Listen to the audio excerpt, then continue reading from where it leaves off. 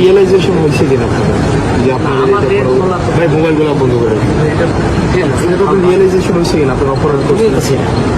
আমরা তো ছিলাম বলতে স্যার, আমরা তো আপনার অপরাধ করছেন যে ছাত্রলীগ নির্যাতন নিপীড়ন করছে, আপনারা এগুলো ইন্ধন দিচ্ছেন, এগুলো নিয়ে স্যার আপনার অনুতপ্ত কিনা স্যার? তোমার এই কথাগুলো কেমন না আসলে কেমন না স্যার? আপনি তুমিও তো আমাদের মধ্যে না, আমি আপনাদের মধ্যে ছিলাম না, আমি আপনাদের বিরোধিতা করছি স্যার। না, আমি আপনার বিরোধিতা করছি।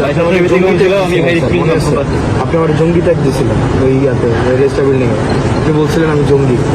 তুমি জঙ্গি? আপনি আমি এটা বলছিলেন স্যার। এবং না স্যার, বিশ্ববিদ্যালয় স্যার আপনাকে সাক্ষী রেখে ছাত্রলীগ নির্যাতন নিপীড়ন করছে, তখন আপনারা কিছুই বলেন না।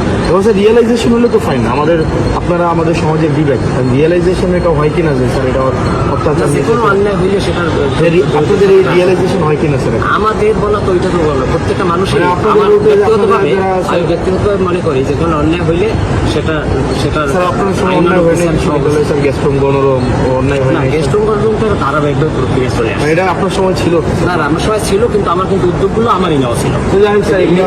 না না হাসনাত, এটাও তুমি হিসাবে নিয়ে আপনাদের লেখা পড়ার তারপরে হচ্ছে ক্লাসের মধ্যে এই জিনিসগুলো আসা উচিত, রিফ্লেকশন হওয়া এটাও তো উচিত। স্বীকার করবা যে পদক্ষেপগুলো সেগুলো কিন্তু আমি নিয়েছিলাম।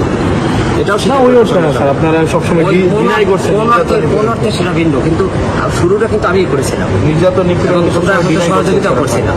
না না, ডিনাই করাটাও অন্য জিনিস, ডিনাই করাটা তো অপরাধ। যারা প্রক্টর স্যার ছিলেন উনি বারবার ডিনাই করছেন।